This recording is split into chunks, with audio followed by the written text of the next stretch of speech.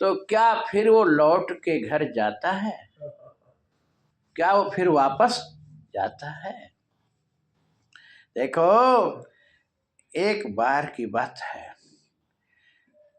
यही कथा है रूप गोस्वामी और जीव गोस्वामी।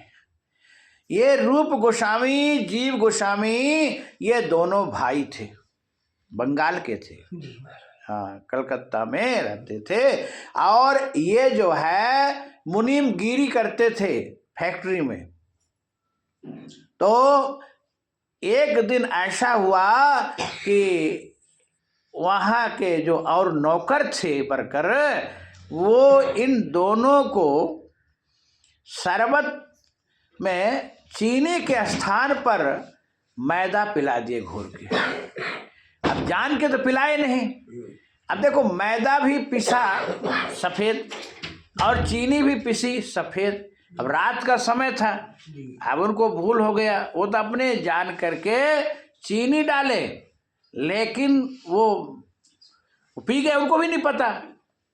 और सवेरा जब हुआ तो वर्कर जो है नौकर, वो वफादार पहले होते थे।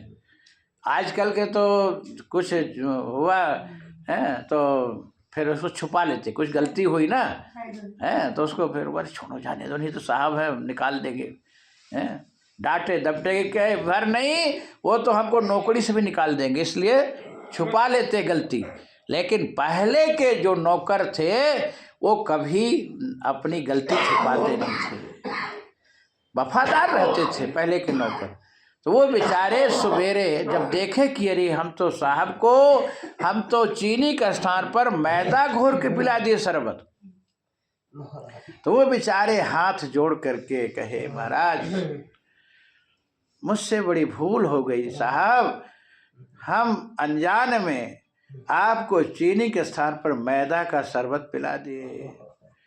तो दोनों जीव गोस्वामी, रूप गोस्वामी कहे, हाँ मैदा का, अरे हमको तो पता ही नहीं कि हम चीनी का शरबत पी रहे कि मैदा का, हमको कुछ पता ही नहीं।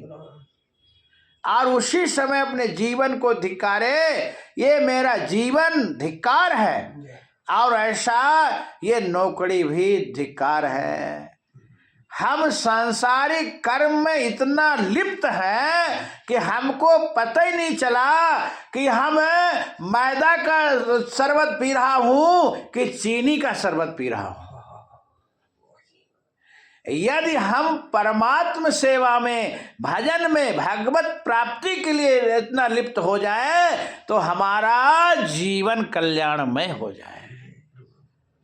उसी समय ये दोनों अपने नौकरी से, बाबूगिरी से त्याग पत्र दे दिए और ये दोनों वृंदावन भागे, तुरंत वृंदावन भागे। और वृंदावन जब चले तो इनके साथ में